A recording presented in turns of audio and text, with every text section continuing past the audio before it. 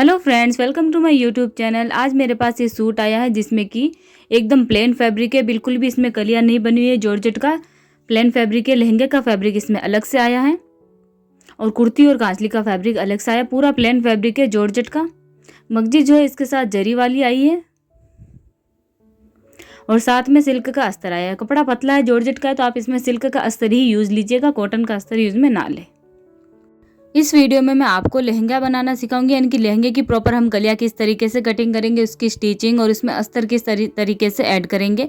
तो चलिए हम अपना वीडियो स्टार्ट करते हैं। सबसे पहले हम अस्तर पर कलियों की कटिंग करेंगे। तो अस्तर को मैंने यहाँ पर डबल फोल्ड करा है। शुरुआत से अगर कपड़ा सीधा नहीं है तो आप उसे सीधा जरूर कर लीजिएगा। अब जो भी आपके लहंगे की लेंथ हो उससे 1 इंच कम करना है। जैसे कि लहंगे की लेंथ यहाँ पर 38 की है तो हम 37 इंच पर पल्ले का निशान लगाएंगे। इसमें लहंगे का फैब्रिक अलग से आया है, कुर्ती कांचली का अलग से है और मगजी अलग से है। तो लहंगे में 10 कलियां बन जाएगी, तो हम यहाँ पर 37 इंच के 3 पल्ले बनाने वाले हैं। जो भी आपके लहंगे की लेंथ हो उससे सिर्फ 1 इंच ही कम करना है। नॉर्मली जब हम लहंगे की कटिंग करते हैं तो कलियों वाले में 1.5 इंच कम करते हैं लहंगे की लेंथ से, लेकिन यहाँ पर सिर्फ 1 इंच ही कम करना है। फिर एक्स्ट्रा फैब्रिक हम साइड से कट कर देंगे और इसे भी कटिंग करके अलग करके इसके 3 पल्ले बना लेंगे। आप चाहो तो अलग अलग करके भी कटिंग कर सकते हो पल्लों की, अगर आपसे एक साथ नहीं हो रही है तो फिर से नाप लीजिएगा जरूर। अब देखिए, ऊपर वाला फैब्रिक लेना है और अस्तर के बराबर, थोड़ा सा बड़ा हो तो भी चलेगा, बराबर ना कट करें, थोड़ा सा बड़ा ही कट कर दे, क्योंकि ऊपर वाला कपड़ा जो थोड़ा लचीला रहता है इधर उधर सरक भी जाता है। तो इसी नाप के हमें 3 पल्ले ऊपर वाले फैब्रिक के भी बना लेने हैं। अस्तर जो है पूरे लहंगे में पूरा अटैच करेंगे सारी कलियों के साथ, कहीं से भी खुला हुआ नहीं रहेगा। ये 2 पल्ले हमने कटिंग कर लिए। अब ये जो बचा हुआ कपड़ा इसमें से हम तीसरा पल्ला भी कट कर लेंगे।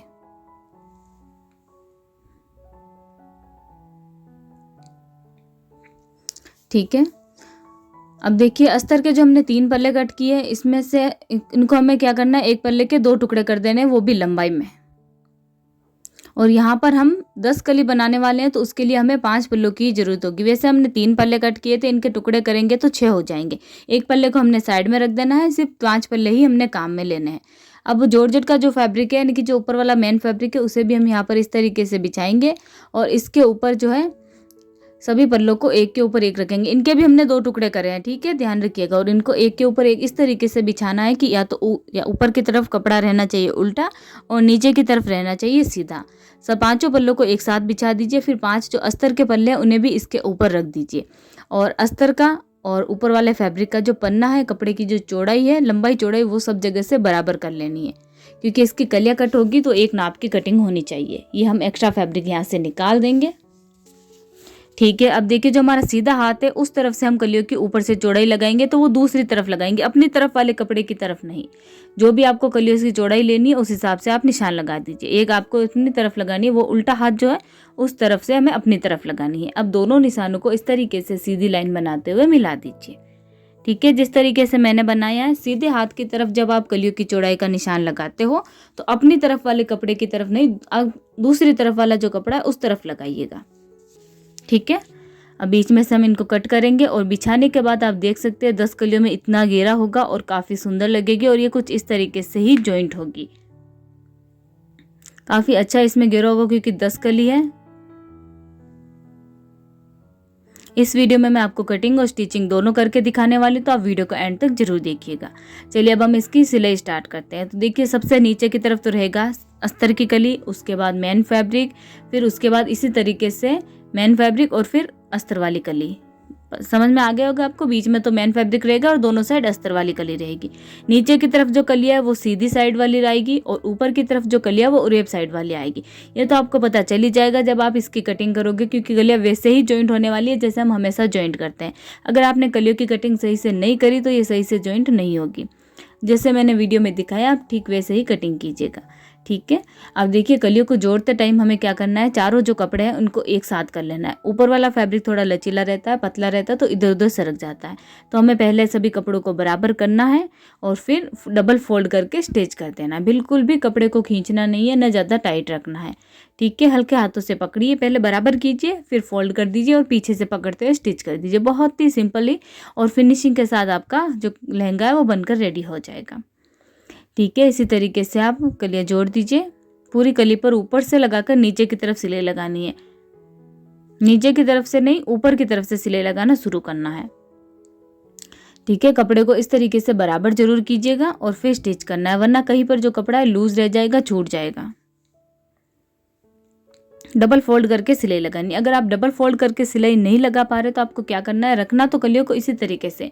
अब उसके ऊपर एक सीधी सिलाई लगा दीजिए, आधा इंच या उससे कम कपड़ा मार्जिंग में लेते हुए, और किनारी पर ओवरलॉक कर सकते हो। अगर आपके पास ओवरलॉक वाली मशीन भी नहीं है तो आप क्या करें, सीधी सिलाई लगा दीजिए बिना फोल्ड करे, और किनारी पर भी एक सिलाई लगा दीजिए, जिससे कि क्या है, कपड़े के धागे जो वो बाहर की तरफ नहीं आते हैं। उसमें भी फिनिशिंग बहुत ही अच्छी आएगी, लेकिन डबल फोल्ड करके लगाते हो तो ज़्यादा बेटर रहेगी। नीचे की तरफ से देखिए, एक कली उरेब है और एक छोटी है, एक बड़ी रहेगी। एक कली उरेब है और सीधी है, इसलिए छोटी बड़ी रहेगी। ठीक है, ये दो कलियां तो हमने साथ में जॉइंट कर दी। अब देखिए नेक्स्ट कली जब हम जॉइंट करेंगे तो उससे पहले हमें इसे सीधा करना होगा, पहले अस्तर को और ऊपर वाले फैब्रिक को बराबर करना होगा। अगर कहीं से अस्तर एक्स्ट्रा है या फिर ऊपर वाला फैब्रिक एक्स्ट्रा है तो उससे हमें कट कर देना होगा। ये देखिए एकदम सही से जॉइंट हुई है कि बिल्कुल भी इसमें ऐसा नहीं लग रहा है कि जोल आया है या फिर बेलन पड़ रही है। अब दूसरी वाली कली जॉइंट करने से पहले ये देखिए यहाँ से कपड़े को बराबर करेंगे, और कहीं पर भी अगर आपको एक्स्ट्रा लग रहा है तो उसे कट कर दीजिए। वैसे तो हमने कटिंग एक साथ ही करी थी तो एक नाप की, लेकिन फिर भी छोटा बड़ा हो जाता है, तो आपको कटिंग कर लेनी है, अच्छी फिनिशिंग दे देनी है। उसके बाद दूसरी आगे की जो कली है वो जोड़ना स्टार्ट करना है। अब एक कली हमने अस्तर की और एक ऊपर वाले फैब्रिक की कली लेनी है और इसके ऊपर उल्टा रखना है इस तरीके से, और जॉइंट कर देना जैसे पहले करी थी फोल्ड करके। शुरुआत से एकदम अच्छे से पकड़िएगा, वरना कपड़ा कहीं लूज न रह जाए।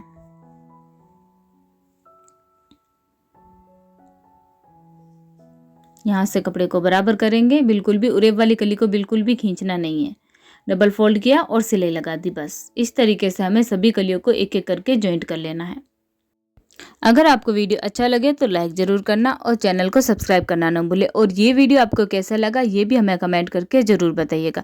और भी कोई वीडियो अगर आप सिलाई या कटिंग या और भी कोई देखना चाहते हैं तो हमें कमेंट करके बता सकते हैं, हम आपके लिए वीडियो ज़रूर बनाएंगे। और कोई प्रॉब्लम हो आपको कटिंग और स्टिचिंग से रिलेटेड तो भी आप हमें कमेंट करके बता सकते हैं, हम आपकी हेल्प करने की कोशिश ज़रूर करेंगे।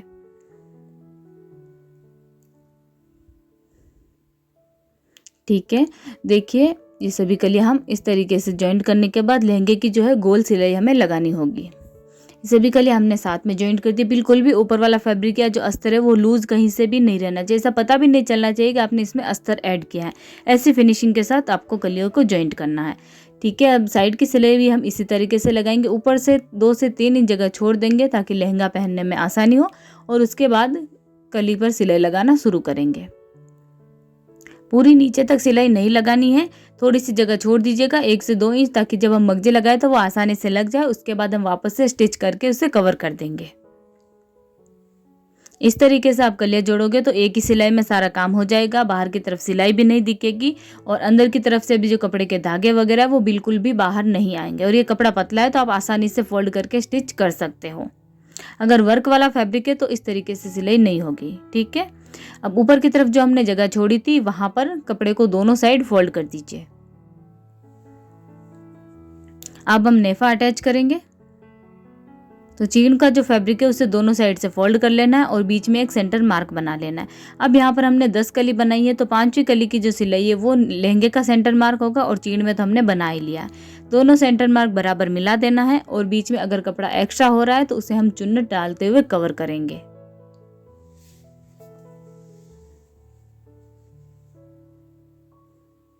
सभी कलियों में बराबर चुन्नट डालनी है और जो सेंटर मार्क है वो बराबर मिलना चाहिए, ताकि दोनों तरफ का जो कपड़ा है वो बराबर रहे। वरना अगर एक साइड ज़्यादा कपड़ा रह गया और एक साइड कम रह गया, चुन्नट नहीं लगाए, तो एक साइड का कपड़ा जो लहंगा है वो लटक सकता है, एक तरफ वजन ज़्यादा हो जाएगा। इसलिए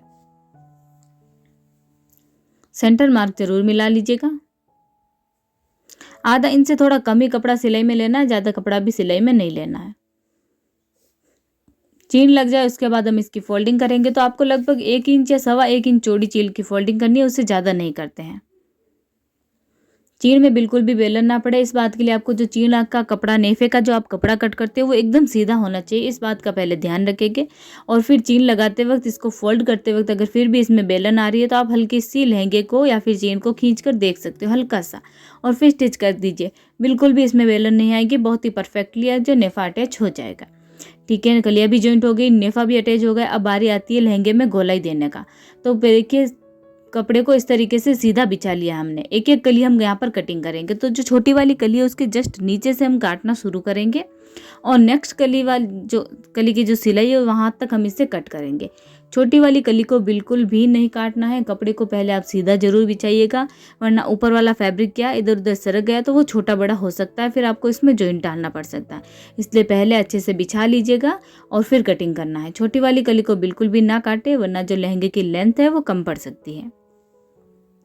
ठीक है, इस तरीके से एक एक करके पूरा एकदम स्ट्रेट कट कर देना है। दूसरी वाली कली की जो सिलाई है वहां तक पूरी गोलाई कट हो जाए। उसके बाद आप लहंगे को पूरा डबल करके गोल बिछा के देख लीजिएगा कि कहीं से छोटा बड़ा तो नहीं है। अगर छोटा बड़ा लग रहा है तो आप फिर से कटिंग कर सकते हो। गोलाई एकदम इसमें परफेक्ट आई है।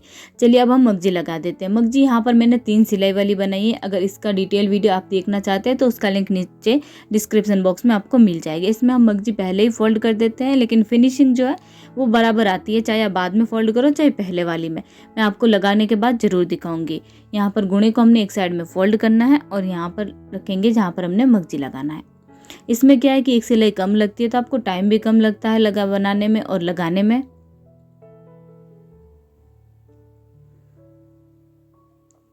आप जो वाली मगजी आपको अच्छी लगे वो आप वो तरीका यूज में ले सकते हो। दोनों का लिंक मैं आपको नीचे डिस्क्रिप्शन बॉक्स में दे दूंगी। मगजी लगाते वक्त मगजी को बिल्कुल भी खींचना नहीं है, हल्के हाथों से लगाना। और अगर आप चाहो तो गुणे को एक साइड में फोल्ड करके इसके ऊपर आयरन कर सकते हो, ताकि गुणा आपको बार बार में फोल्ड ना करना पड़े और ऐसा ना लगे कहीं से लूज है और कहीं से टाइट है। बराबर गुणा दबना चाहिए सब जगह। अगर अच्छे से फोल्ड होगा और सिलाई बराबर लगेगी तो बाहर की तरफ गुणा भी अच्छा दिखेगा, फिनिशिंग अच्छी आएगी। इसलिए थोड़ी थोड़ी दूरी में करके पकड़ना है और स्टिच करना है। लंबी दूरी में लगाओगे तो वो गुणा जो है बाहर की तरफ अच्छे से नहीं दिखेगा, छोटा बड़ा ही दिखेगा। और ज़्यादा कपड़ा स्टिचिंग में नहीं लेना है, लगभग आधा इंच से भी कम कपड़ा आपको सिलाई में लेना है। मगजी से बाहर की तरफ नहीं जाना चाहिए बिल्कुल भी। ठीक है, इसी तरीके से पहले कपड़े को सीधा कीजिए। देखिए इस तरीके से जैसे मैं वीडियो में दिखा रही हूँ, और फिर मगजी लगाना शुरू कीजिए ताकि कपड़ा कहीं से लूज और कहीं से टाइट ना रहे। ऊपर वाला फैब्रिक क्या है थोड़ा पतला है तो इधर उधर सरक जाता है। पूरी मगजी लग जाए उसके बाद हमें एक्स्ट्रा फैब्रिक जो है कट करना होगा। इतना भी ज़्यादा नहीं कट करना है कि अंदर की तरफ कपड़ा मार्जिन में ही ना रहे। सिर्फ मगजी से बाहर जो एक्स्ट्रा फैब्रिक दिख रहा है, जो धागे दिख रहे हैं छोटे वगैरह छोटे बड़े, उन्हें कट कर देना और मगजी के बराबर रहना चाहिए कपड़ा। ये देखिए कुछ इस तरीके से, न ज़्यादा बाहर की तरफ और न ही ज़्यादा अंदर की तरफ, मार्जिन में कपड़ा पूरा रहना चाहिए।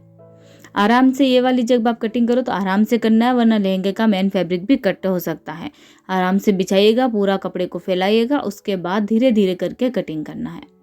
कैंची आप जो है बड़ी यूज में लीजिएगा और अच्छी धार वाली।